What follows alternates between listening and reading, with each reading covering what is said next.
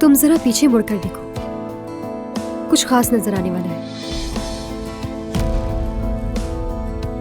बस कर दो, दिन दहाड़े यहाँ बैठकर चोंचे लड़ाई जा रही हैं। घड़ी अब भी मेरे पास है, वापस कर दूंगी मैं। उसे मेरे कमरे में रख देना, लेकिन परेशान होने की जरूरत नहीं है। मैं जल्द ही लंदन वापस जा रहा हूँ। कोई मुझे नहीं ले जा सकता, मैं नहीं जाऊंगी।